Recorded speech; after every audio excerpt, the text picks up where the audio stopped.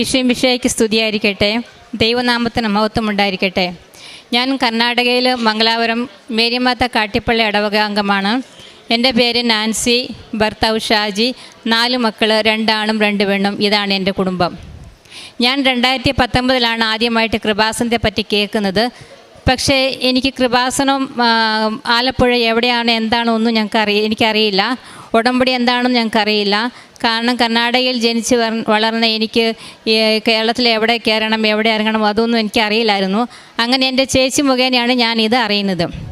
ഒരു ഇഞ്ചി കൃഷിയും പിന്നെ ഒരു കോടികളുടെ ലോണും അതാണ് ഇന്ന് എന്നെ ഇവിടെ ഈ ആൾത്താരയിൽ ഇങ്ങനെ സാക്ഷ്യം പറയാൻ ദൈവം എനിക്ക് തന്ന മഹത്വം ഞാൻ വെളിപ്പെടുത്താൻ വേണ്ടി ഇവിടെ വന്ന് നിൽക്കുന്നത്. ഒരു ഇഞ്ചി കൃഷിയിൽ ആദ്യത്തെ കൊല്ലം 2ാമത്തെ കൊല്ലം നല്ല ലക്ഷങ്ങളുടെ ലാഭമായിരുന്നു. അപ്പോൾ അത് ഇൻട്രസ്റ്റായി 3ാമത്തെ വർഷം ഞങ്ങൾ ചെയ്തു, അത് നഷ്ടമായി. ആ നഷ്ടം നികത്താൻ വേണ്ടി 4ാമത്തെ കൊല്ലം ചെയ്തു, അത് കോടികളുടെ നഷ്ടമായി. അപ്പം അങ്ങനെ ആ നഷ്ടങ്ങൾ നികത്താൻ വേണ്ടി വീണ്ടും പല പല കൃഷികളിലേക്ക് ഇറങ്ങി തിരിച്ചു. അപ്പം പൈസയുടെ ഷോർട്ടേജ് വന്നപ്പം ഹസ്ബൻഡിൻ്റെ ഒരു കൂട്ടുകാരൻ കേരളത്തിലുള്ളവൻ ഒരു ഓപ്ഷൻ പറഞ്ഞു, കർണാടകയിലെ പ്രോപ്പർട്ടി കേരളത്തിൽ കൊണ്ട് ഈട് വെച്ച് നമുക്ക് ലോൺ എടുക്കാം. 10-20 ഏക്കറോളം സ്ഥലമുണ്ട് ഞങ്ങൾക്ക്. അങ്ങനെ 10 ഏക്കറോളം HDFC ബാങ്കിൽ കൊണ്ട് ഈട് വെച്ചു. 1,30,00,000 ലോൺ എടുത്തു. ആ പൈസ കൊണ്ട് മുഴുക്ക ഞങ്ങൾ പൈനാപ്പിൾ കൃഷി, വാഴക്കൊല കൃഷി, റബ്ബർ തോട്ടം ലീസ്റ്റ് എടുക്കുക, വൈൻ ഷോപ്പ് നടത്തുക, ഇങ്ങനെ പല പല കൃഷികൾ ചെയ്തു. ഇതെല്ലാം ഞങ്ങൾക്ക് 8ൻ്റെ പണി തന്നു. വീണ്ടും ഞങ്ങൾക്ക് കടങ്ങൾ കൂടിയതല്ലാതെ ഒരു ലാഭവും ഉണ്ടായില്ല. അങ്ങനെ ഇരിക്കെ കോവിഡ് കാലത്ത് ഗോവയിൽ ഞങ്ങൾക്ക് വൈൻ ഷോപ്പ് ഉണ്ടായിരുന്നു, അത് പൂട്ടുണ്ടായിട്ട് വന്നു. അങ്ങനെ ഇരിക്കുന്ന സമയത്ത് 2019 ഞാനും എൻ്റെ മക്കളും മംഗലാപുരത്തേക്ക് മക്കളുടെ ഉപരിപഠനവും ജോലി സാധ്യതയ്ക്ക് വേണ്ടിയിട്ട് ഞങ്ങളിവിടെ ഒരു വാടക വീട് എടുത്ത് താമസിച്ചു. അങ്ങനെ ഇരിക്കുന്ന സമയത്ത് ഈ 1,30,00,000 ലോണ് പലിശ ഏറി 4.5 കോടികളായി 2022 കാലഘട്ടത്തിൽ. അപ്പോൾ ബാങ്ക് ഞങ്ങൾക്കൊരു ഓപ്ഷൻ വെച്ചു, 1 ടൈം സെറ്റിൽമെൻറ്റ്. അപ്പോൾ ഞങ്ങളതിന് സമ്മതിച്ചു. അങ്ങനെ 85 ലക്ഷത്തിന് ബാങ്ക് സെറ്റിൽമെൻറ്റ് ചെയ്യാമെന്ന് പറഞ്ഞു. അപ്പോൾ 4.5 കോടിയിൽ നിന്നും 85 ലക്ഷത്തിലേക്ക് താന്നു വന്നപ്പോൾ ഞങ്ങൾക്കത് സന്തോഷമായി. അപ്പോൾ പ്രോപ്പർട്ടി വിറ്റ് എങ്ങനെയെങ്കിലും ലോൺ വീട്ടാമെന്ന് ഞങ്ങൾ ആലോചിച്ചു. അങ്ങനെ ഞങ്ങൾ 3 ഏക്കർ അടയ്ക്കാത്തോട്ടം ഒരു പാർട്ടിക്ക് ഞങ്ങൾ വിൽക്കാമെന്ന് വിചാരിച്ചു. പക്ഷേ എഗ്രിമെൻറ്റ് ഇതായിരുന്നു, ബാങ്കിൽ നിന്ന് സെറ്റിൽമെൻറ്റ് പേപ്പർ കിട്ടുമ്പോൾ ആ പൈസ ബാങ്കിലേക്ക് കെട്ടി, ബാങ്കിൽ നിന്ന് NOC കിട്ടിക്കഴിഞ്ഞ ശേഷം തോട്ടം ഞങ്ങൾ രജിസ്റ്റർ ചെയ്ത് കൊടുക്കുക. ഇതായിരുന്നു ഞങ്ങളുടെ എഗ്രിമെൻറ്റ്. അപ്പോൾ ബാങ്ക് 85 ലക്ഷം എന്ന് പറഞ്ഞതല്ലാതെ ഞങ്ങൾക്ക് പേപ്പർ തന്നില്ല. പേപ്പർ തരാതെ ഞങ്ങൾ ലോൺ കെട്ടത്തുമില്ല. അങ്ങനെ ഇരിക്കുന്ന സമയത്ത് ആദ്യത്തെ പാർട്ടി ആ കച്ചവടം ഉഴപ്പിപ്പോയി. പക്ഷേ ആ വർഷത്തെ അടയ്ക്ക മുഴുക്കം അയാൾ എടുത്തു. ഞങ്ങൾ എഗ്രിമെൻറ്റ് അഡ്വാൻസ് വാങ്ങിയ ശേഷം തോട്ടം അവർക്ക് ഹാൻഡ് ഓവർ ചെയ്തായിരുന്നു. അങ്ങനെ ഇരിക്കുന്ന സമയത്ത് 2021 ഡിസംബർ 2-ാം തീയതി എൻ്റെ ഹസ്ബൻഡിന് ഒരു ഇൻസിഡൻ്റ് ഉണ്ടായി. ഒരു സ്ഥലത്തിൻ്റെ ഇടപാടിൽ തലയ്ക്ക് നല്ല പരിക്ക് പറ്റി. മരണകരമായ അവസ്ഥയിൽ നിന്നും ദൈവം അത്ഭുതകരമായി രക്ഷപ്പെടുത്തി. 3 അറ്റാക്ക് വന്ന ആളാണ്. 5 സ്റ്റെൻറ്റോളം വിട്ടിട്ടുണ്ട്. അപ്പോൾ ഇങ്ങനെ ഇരിക്കുന്ന സമയത്ത് 13 ദിവസത്തോളം ICUവിൽ അബോധാവസ്ഥയിൽ അബ്നോർമലായി വയലൻ്റായി 2 കൈയും 2 കാലും ചങ്ങലയ്ക്ക് പൂട്ടിയിട്ടിരിക്കുന്ന അവസ്ഥയിൽ 13 ദിവസത്തോളം ശിവമൊഗ്ഗ ഹോസ്പിറ്റലിൽ കിടന്നു. ഈ സമയത്ത് എൻ്റെ ഒരു ചേച്ചി, ഒരു കൂട്ടുകാരി കൊടുത്തുവിട്ട കൃപാസന പത്രവും ഉപ്പും കൊടുത്തുവിട്ടിട്ട് എന്നോട് പറഞ്ഞു, നീ ഈ പത്രം വായിക്കുക, അത് കഴിഞ്ഞ് ഷാജിയുടെ തലയുടെ കീഴിൽ വയ്ക്കുക, ഉപ്പ് നീ സമയം കിട്ടുമ്പോൾ ഭക്ഷണത്തിലും വെള്ളത്തിലും കലക്കി കൊടുക്കുക. പക്ഷേ എനിക്ക് എൻ്റെ മാനസികാവസ്ഥയിൽ എനിക്ക് പത്രം വായിക്കാനോ അത് ബെഡിൻ്റെ കീഴിൽ വയ്ക്കാനോ എനിക്ക് സാധിച്ചില്ല. ഉപ്പ് എനിക്ക് ഓർമ്മ വരുമ്പോൾ ഞാനത് ചെയ്യുമായിരുന്നു. പക്ഷേ ഏത് സമയവും വയലൻ്റായി ICUയുടെ വാതിൽ ചവിട്ടിപ്പൊളിക്കുക, ഇറങ്ങി ഓടണം, തനിക്ക് എന്താ പറ്റിയ, താൻ എന്തിനാണ് ഇവിടെ വന്ന് കിടക്കുന്നത്, ഏത് അവസ്ഥയാണ്, ഒന്നും ആൾക്ക് ഓർമ്മയില്ല. 4 മക്കളിലെ 2 മക്കളെ പോലും ഓർമ്മയില്ല, പേരും അറിയില്ല. അങ്ങനത്തേക്ക് ഒരു അവസ്ഥയിൽ കടന്നുപോയി. 13 ദിവസം ICUവിൽ കിടന്നു. ഡോക്ടർ പറഞ്ഞു 2 വർഷം കഴിയാതെ ഈ ആൾ നോർമൽ സ്റ്റേജിലേക്ക് എത്തത്തില്ല, പല കാര്യങ്ങൾക്കും ഓർമ്മയുണ്ടാവില്ല. 1 വയസ്സ് പ്രായമുള്ള കുട്ടിയെ നമ്മൾ എങ്ങനെ സംരക്ഷിക്കുന്നു ആ രീതിയിൽ ഈ വ്യക്തിയെ നിങ്ങൾ കാണണം, ശുശ്രൂഷിക്കണം എന്നിങ്ങനെയൊക്കെ പറഞ്ഞു. അങ്ങനെ ഇരിക്കുന്ന സമയത്ത് വാടക വീട്ടിൽ താമസിക്കുന്നു. 3 മക്കളുടെ പഠിത്തം, ഒരാൾക്ക് ജോലിയുള്ളൂ. ആകെ പ്രതിസന്ധിയായി. ആ സമയത്ത് ഞങ്ങളുടെ ഇടവക പള്ളിയിൽ പെരുന്നാൾ നോട്ടീസും പിന്നെ ഒരു കൃപാസന പത്രം ഒരു ചേച്ചി തന്നു. അപ്പം ഞാൻ ഈ പത്രം കൊണ്ടുപോയി എൻ്റെ ഹസ്ബൻഡിനെ കൊടുത്തു. ഹസ്ബൻഡ് ഇത് വായിച്ചിട്ട് പറഞ്ഞു, അപ്പം ഈ കടബാധ്യതയൊക്കെ വന്ന സമയത്ത് ആൾ നല്ല മദ്യപാനിയായിരുന്നു. നല്ല മദ്യപാനിയായിരുന്നു. അതിൻ്റെ ഇടയ്ക്ക് വെറ്റില മുറുക്കുക, ഇങ്ങനത്തെ സ്വഭാവങ്ങളൊക്കെ ഉണ്ടായിരുന്നു. അപ്പോൾ ഈ പത്രം വായിച്ച് കഴിഞ്ഞപ്പോൾ എന്നോട് പറഞ്ഞു, ഇതിൽ മുഴുക്ക സാക്ഷ്യങ്ങളാണ്, ദൈവം ഇങ്ങനെയൊക്കെ അത്ഭുതങ്ങൾ നടത്തുമോ, ഇനി ഏതായാലും വേണ്ടിയാൽ നമുക്ക് ഇവിടെ കൂടെ ഒന്ന് പോയി നോക്കാം, മാതാവ് അനുഗ്രഹിക്കുവാണെങ്കിൽ ഈ കുറി ഞാൻ രക്ഷപ്പെടും, നമുക്ക് പോവാമെന്ന് പറഞ്ഞു. അങ്ങനെ ഞങ്ങൾ 6 പേരും കൃപാസനത്തിലേക്ക് വരാൻ വേണ്ടി ഞങ്ങൾ ഒരുങ്ങി. അവസാനം അത് പിന്നെ 3 പേരിലേക്ക് ചുരുങ്ങി, കാരണം ടിക്കറ്റൊന്നും ഞങ്ങൾക്ക് കിട്ടിയില്ല. അങ്ങനെ ഞാനും ഹസ്ബൻഡും മോളും 2ാമത്തെ മോളും വന്നപ്പം ഹസ്ബൻഡിന് എന്നെക്കൊണ്ട് ഉടമ്പടി എടുപ്പിക്കുക, എനിക്ക് ഹസ്ബൻഡിനെ കൊണ്ട് ഉടമ്പടി എടുപ്പിക്കുക, ഇതായിരുന്നു ലക്ഷ്യം. എന്നിരുന്നാൽ ഇവിടെ വന്ന് ഇപ്പം എൻ്റെ കയ്യിൽ ആധാർ കാർഡ് ഇല്ലായിരുന്നു. അതുകൊണ്ട് ദൈവഹിതം പോലെ ഹസ്ബൻഡ് തന്നെ ഉടമ്പടി എടുക്കേണ്ടതായിട്ട് വന്നു. അപ്പോൾ എനിക്ക് വേറെ ഒന്നുമില്ല, ആൾ അത്രയും ദിവസം മദ്യപാനത്തിൽ നിന്ന് ഒഴിഞ്ഞു നിൽക്കുമല്ലോ, അതാണ് എൻ്റെ ആഗ്രഹം. ബാക്കി കാര്യങ്ങളൊക്കെ ഞാൻ ആഴ്ചയിൽ 7 ദിവസം ഉണ്ടെങ്കിൽ 8 കുർബാന കാണും, അരമണിക്കൂറിൽ കൂടുതൽ ഞാൻ ബൈബിൾ വായിക്കും. ഒത്തിരി ബൈബിൾ വചനങ്ങൾ ഞാൻ ഏതു നേരവും മനസ്സിലിങ്ങനെ പറഞ്ഞുകൊണ്ട് നടക്കും. ജപമാല കഴിയുന്നത്രയും ഞാൻ ചെല്ലും. അങ്ങനെ ഒത്തിരി മാതാവിനോട് പ്രാർത്ഥിക്കുന്നൊരു വ്യക്തിയായിരുന്നു ആണ് ഞാനും. അങ്ങനെ ഉടമ്പടി എടുത്തു. ആൾ ഉടമ്പടി എടുത്ത് ആദ്യത്തെ നിയോഗം വെച്ചു. ആളുടെ ഒരു പെങ്ങൾക്ക് ക്യാൻസറായിരുന്നു, മൾട്ടിപ്പിൾ മൈലോമ എന്ന ക്യാൻസർ 4th സ്റ്റേജിലായിരുന്നു. അപ്പോൾ അത് 1ാമത്തെ നിയോഗം വെച്ചു. അത്ഭുതകരമായി ആ രോഗം മാറിക്കെട്ടി. പക്ഷെ ഞങ്ങൾ സാക്ഷ്യം പറയാൻ വൈകിയതുകൊണ്ടായിരിക്കാം വീണ്ടും അസ്വസ്ഥതകൾ വന്നു. ഇപ്പോൾ ചേച്ചി നോർമലില്ലാണ്ട് പോയിക്കൊണ്ടിരിക്കുന്നു. 2ാമത്തെ സാക്ഷ്യം പുള്ളി വെച്ചത്, ഞങ്ങൾക്ക് ലോൺ ഉണ്ടായിരുന്നു, ഞങ്ങൾ വാടക വീട്ടിലായിരുന്നു. അപ്പോൾ ഇതൊക്കെ നിയോഗം വെക്കാൻ പറഞ്ഞെങ്കിലും പുള്ളി അതൊന്നും വെച്ചില്ല. അതൊക്കെ മാതാവ് പറഞ്ഞ് ചെയ്യിച്ചോളെന്ന് പറഞ്ഞിട്ട് വേറെ 4 നിയോഗങ്ങളും വെച്ചു. അതെന്താണെന്നുള്ളത് ഇപ്പോൾ എനിക്ക് ഓർമ്മയില്ല. അങ്ങനെയൊക്കെ പോയിക്കൊണ്ടിരിക്കുന്ന സമയത്ത് ഈ ബാങ്ക് സെറ്റിൽമെൻറ്റ് 85 ലക്ഷത്തിന് കയറി 90 ലക്ഷമായി, 1 കോടിയായി, 1.25 കോടിയായി, അവസാനം 1 കോടി 30 ലക്ഷത്തിലേക്ക് കൊണ്ടെത്തിച്ചു. അപ്പോൾ എങ്ങനെയെങ്കിലും ഈ 10 ഏക്കർ സ്ഥലം പിടിപ്പിച്ച് മക്കളെ പഠിപ്പിക്കണം, മക്കളെ കെട്ടിക്കണം, സ്വന്തമായിട്ട് വീട്, അതൊക്കെയാണ് ഞങ്ങളുടെ ലക്ഷ്യം. അപ്പോൾ ഞങ്ങൾ ഈ ബാങ്ക് പറയുന്ന എല്ലാ ഓപ്ഷനും ഞങ്ങൾ സമ്മതിച്ചു. അപ്പോൾ ഈ 1 കോടി 30 ലക്ഷത്തിലേക്ക് വന്നപ്പം ലോണ് 5.5 കോടിയിലേക്ക് എത്തി. അപ്പം ഈ 1 കോടി 30 ലക്ഷം പറഞ്ഞെങ്കിൽ അപ്പോഴും അവർ ഞങ്ങൾക്ക് സെറ്റിൽമെൻറ്റ് പേപ്പർ തരുന്നില്ല.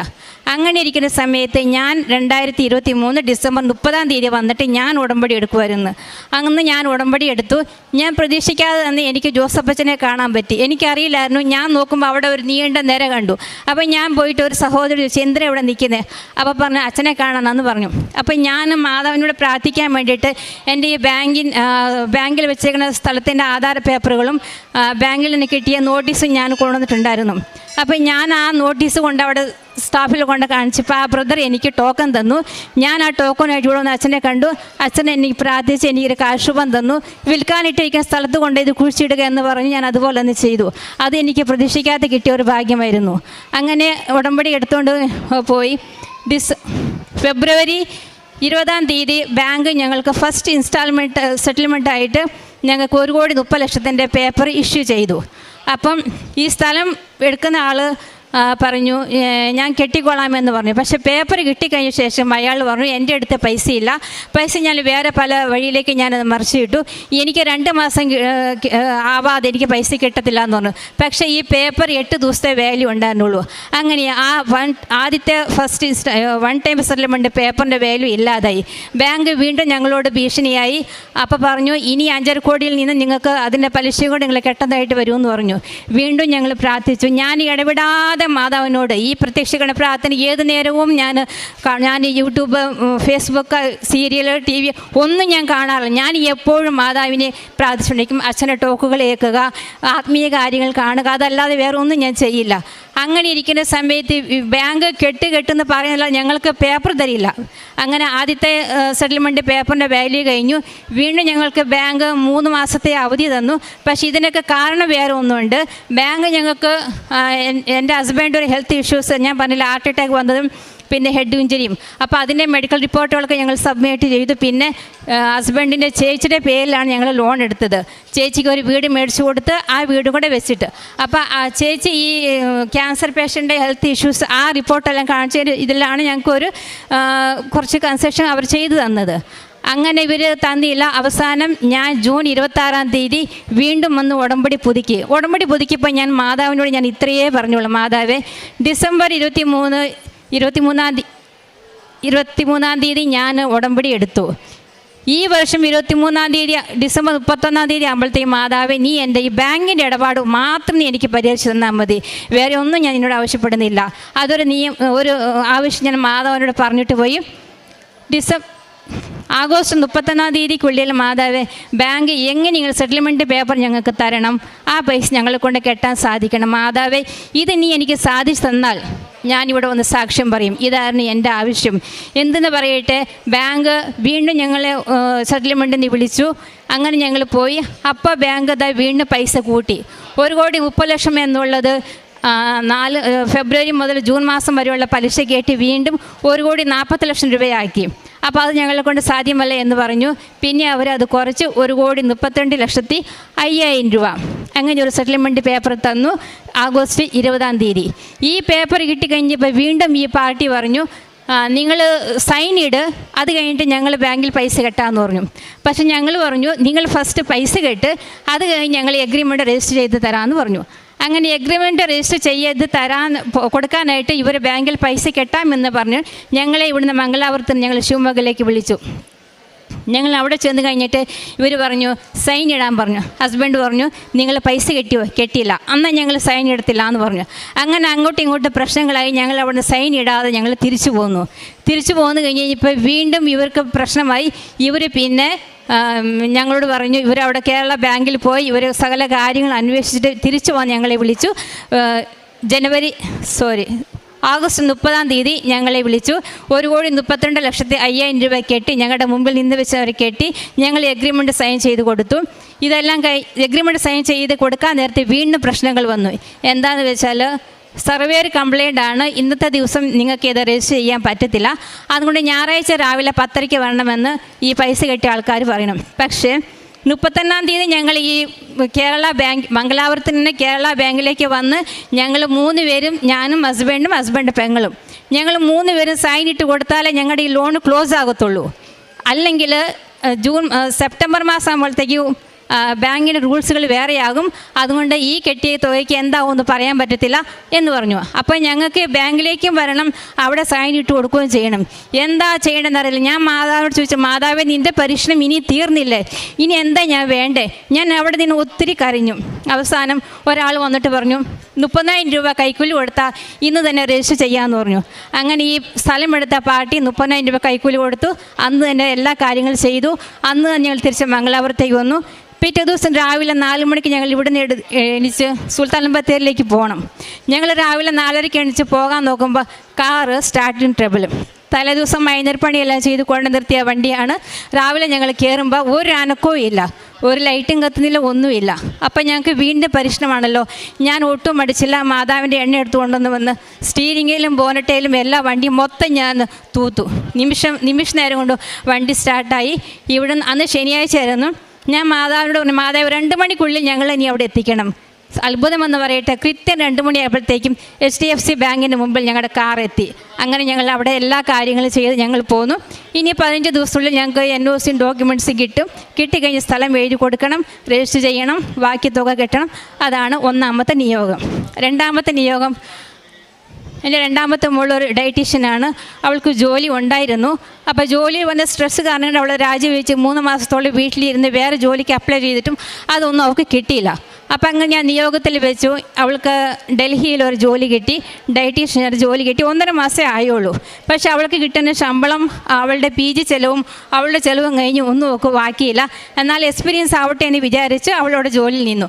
അപ്പോൾ കഴിഞ്ഞ ഒരാഴ്ച കാലമായിട്ട് അവൾക്ക് ഭയങ്കര ഹെൽത്ത് ഇഷ്യൂസ് ആയത് കണ്ട് അവൾ പറഞ്ഞു, മമ്മി ഞാൻ അങ്ങോട്ട് വീട്ടിലേക്ക് വരും, എനിക്ക് പറ്റുന്നില്ല എന്ന് പറഞ്ഞു. അപ്പോൾ ഞാൻ പറഞ്ഞു, ഒന്നെങ്കിൽ നീ അവരോട് ലീവ് ചോദിക്കുക, ഇല്ലെങ്കിൽ വർക്ക് ഫ്രം ഹോം ചോദിക്കുക. ഇത് രണ്ടും തന്നില്ലെങ്കിൽ നീ ജോലി രാജിവെച്ചിട്ട് വരാൻ പറഞ്ഞു. അപ്പോൾ ഇവൾ ജോലിയിൽ ഭയങ്കര സിൻസിയറിറ്റി കാണിക്കുന്ന കാരണം അവിടുത്തെ HR-ക്കും മാനേജർക്കും എല്ലാം ഇവളെ ഭയങ്കര കാര്യമാണ്.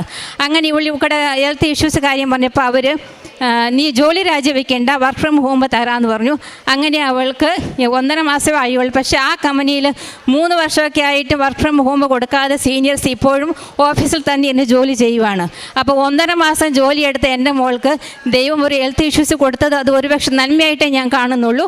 അവൾ ഇപ്പം ഡൽഹിയിൽ വീട്ടിലേക്ക് വരുവാണ് വർക്ക് ഫ്രം ഹോമായിട്ട്. അതെൻ്റെ 2ാമത്തെ നിയോഗം. 3ാമത്തെ നിയോഗം, ഞങ്ങൾക്ക് ശിവമൊഗ്ഗയിൽ സ്വന്തമായിട്ട് വീടും ഒക്കെ ഉണ്ടായിരുന്നു. തോട്ടങ്ങളൊക്കെ ഉണ്ട്. പക്ഷേ ഈ ഞാൻ പറഞ്ഞില്ലേ ബാങ്ക് ലോണ്. അപ്പോൾ ഞങ്ങൾ ഈ മംഗലാപുരത്ത് വാടക വീട്ടിൽ 3 വർഷമായിട്ട് ഞങ്ങൾ താമസിച്ച വീട് അതൊരു ഐശ്വര്യമുള്ള വീടാണ്. ഞങ്ങൾക്ക് ഒത്തിരി ആഗ്രഹമുണ്ടാണ് ഈ വീട് സ്വന്തമാക്കണമെന്ന്. 3 വർഷം വാടക വീട്ടിൽ താമസിച്ച ആ വീട് തന്നെ ദൈവം ഞങ്ങൾക്ക് നല്ലൊരു ഭവനമായിട്ട് ഞങ്ങൾക്ക് മേടിക്കാനും ഞങ്ങളുടെ വേലയ്ക്ക് രജിസ്റ്റർ ചെയ്ത് എടുക്കാനും ഞങ്ങൾക്ക് സാധിച്ചു. പിന്നെ എൻ്റെ മോന് BCom നല്ല മാർക്കോട്ട് പാസ്സാകാൻ വേണ്ടി ഞാൻ പ്രാർത്ഥിച്ചു. നിയോഗം വെച്ചു. അവൻ നല്ല മാർക്കോട് പാസ്സായി. അവൻ ഇനി അടുത്ത് ജർമ്മനിയിൽ ഉയർന്ന പഠനത്തിന് വേണ്ടി പോകണമെന്ന് ആഗ്രഹിച്ചു. അപ്പോൾ ഞാൻ മാതാവിനോട് ഇങ്ങനെ പ്രാർത്ഥിച്ചു, മാതാവേ അവൻ്റെ വഴി തിരഞ്ഞെടുക്കാൻ നീ അനുവദിക്കണമേ, നീ അതിനെ ഇടവരുത്തണമേ, നീ കാണിച്ചു തരണമേന്ന്. വെറുതെ ഒരു ആപ്ലിക്കേഷൻ അയച്ചതാ, വെറുതെ വീട്ടിലിരിക്കുമല്ലേ എന്ന് വിചാരിച്ചു. അപ്പോൾ അവനും കിട്ടിയൊരു ഓൺലൈൻ പണി വർക്ക് ഫ്രം ഹോമായിട്ട്. പിന്നെ എൻ്റെ ഹസ്ബൻഡിന് മദ്യപാനം, മുറുക്ക് ഇങ്ങനെയുള്ള കാര്യങ്ങളെല്ലാം ഹസ്ബൻഡ് ഒഴിവാക്കി. ഹസ്ബൻഡ് ഇപ്പോൾ ആത്മീയ ചേതനത്തിൽ നല്ല വ്യക്തിയായിട്ട് മാറിയിരിക്കുന്നു.